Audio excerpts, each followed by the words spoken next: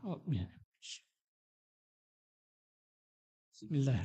Assalamualaikum warahmatullahi wabarakatuh.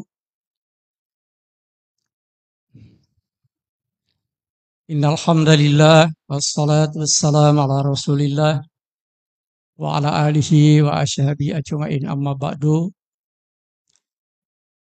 Alhamdulillah kita berada pada bulan suci Ramadan. Pada hari ini, malam yang ke-5. Terima kasih pada Badan Takmirul yang telah memberikan kesempatan pada kami untuk memberikan ceramah singkat. Namun sebelum itu, sebagai Direktur Rumah Sakit Ibu Anak Siti Hadijah, saya ingin memperkenalkan bahwa Rumah Sakit Ibu Anak Siti Hadijah saat ini telah menerima pasien bapak-bapak, sehingga namanya sudah dipelesetkan oleh teman-teman RSIAB, Rumah Sakit Ibu Anak dan Bapaknya. Ya. Jadi untuk pelayanan penyakit dalam itu telah kami buka untuk pasien dewasa, baik perempuan maupun laki-laki. Khusus untuk laki-laki, kami menyediakan 2 buah ruangan VIP, 1 buah ruang kelas 2 dan kelas 1. Alhamdulillah saat ini ada 4 orang bapak-bapak yang sementara dirawat. Spesialis penyakit dalam kami Dr. Nur Hayati Martam yang berpraktek di Kimia Farma Telaga. Dalam waktu dekat kami akan membuka layanan bedah umum, kemudian THT, penyakit jiwa, dan penyakit kulit. Dan insya Allah tahun depan kami akan segera bertransformasi menjadi rumah sakit umum. Dan insya Allah kalau berkembang akan dijadikan sebagai rumah sakit pusat pendidikan kedokteran milik bersama. Jadi Fakultas Kedokteran Universitas Muhammadiyah akan menjadikan rumah sakit Siti Hadijah menjadi rumah sakit pendidikan utama. Mohon doanya. Yang berikut sedikit kami menggambarkan bahwa ada seorang profesor di Jepang namanya Yoshinori Ohisuma. Itu beliau meneliti tentang bagaimana puasa itu dapat membuat tubuh kita lebih sehat. Padahal profesor ini bukan orang Islam. Rasulullah Sallallahu Alaihi Wasallam itu ternyata seumur hidupnya itu hanya 2 kali sakit. Ada yang meriwayatkan 1 kali. Ya, sakit yang pertama ketika Rasulullah diracuni oleh seorang wanita Yahudi. Karena sakit hati, dibuatkan daging kambing panggang dicampuri racun. Nah, ada riwayat yang mengatakan bahwa Rasulullah sempat memakannya, kemudian sakit.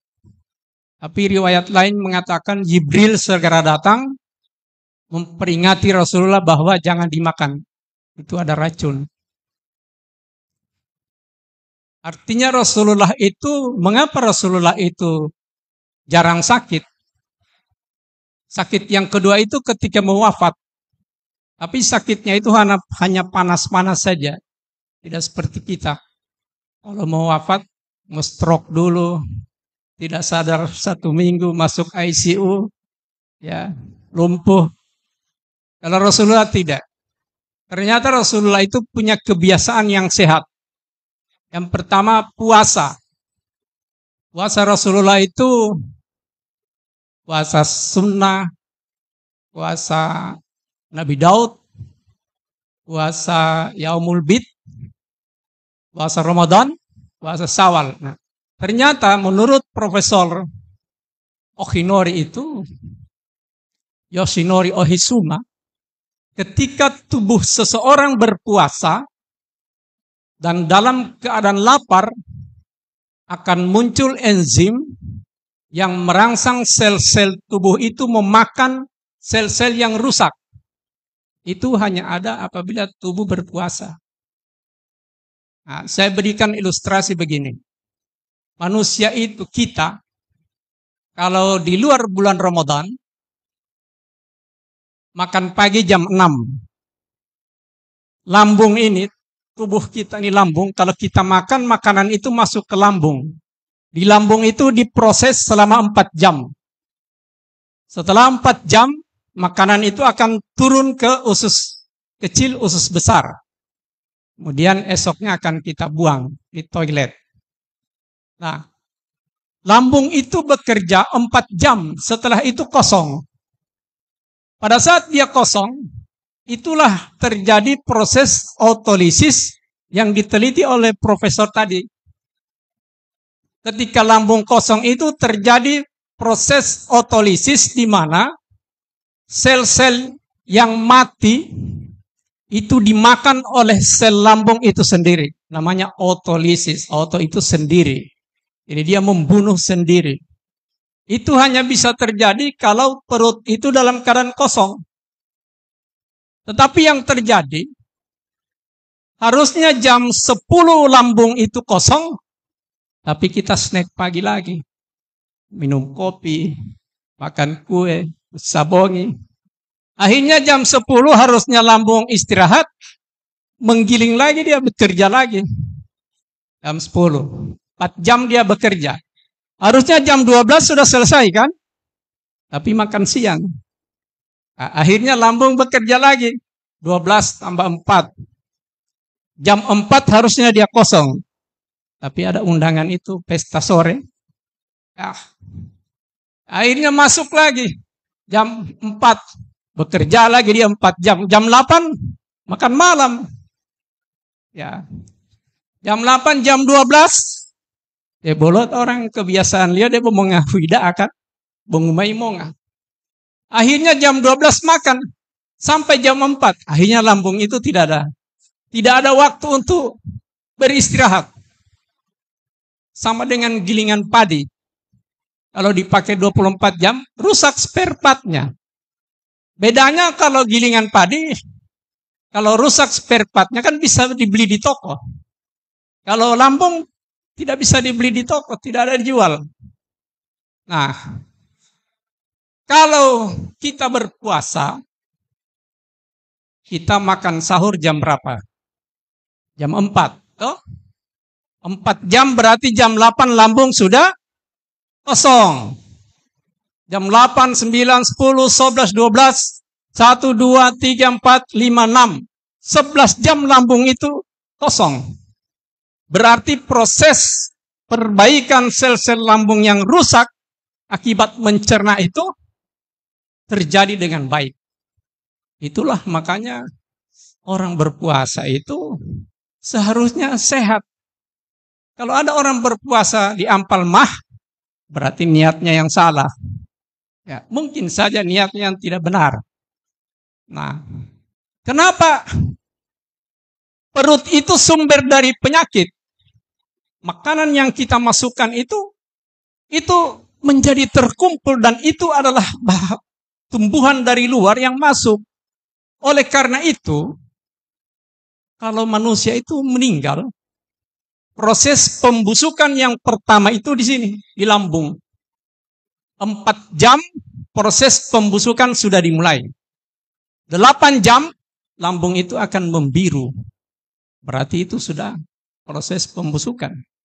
Makanya Rasulullah itu memerintahkan supaya mayat itu cepat dikuburkan. Jangan ditahan-tahan. Jangan menunggu mohima oli wala iyo mentok Bandung.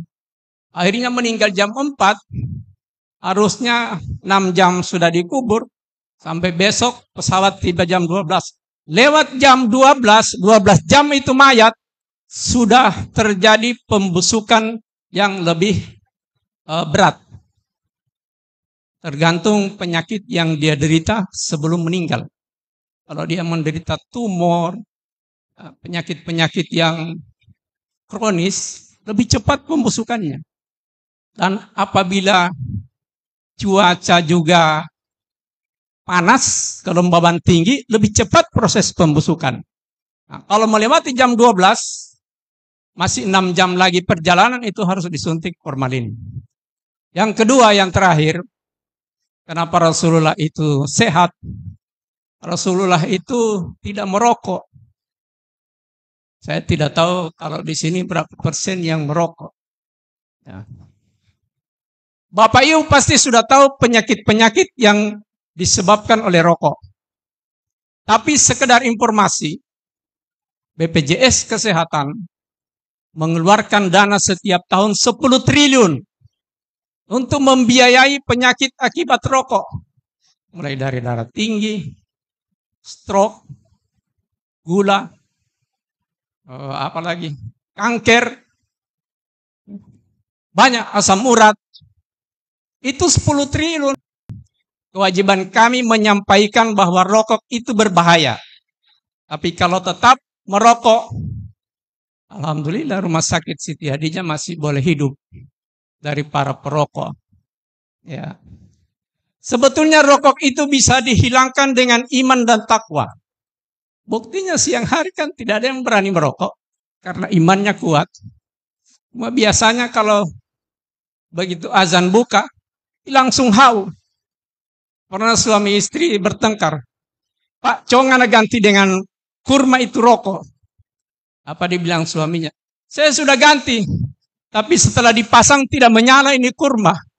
Ya itu barakallah. Pernah saya diprotes. Sosialisasi bahaya rokok. Saya diprotes.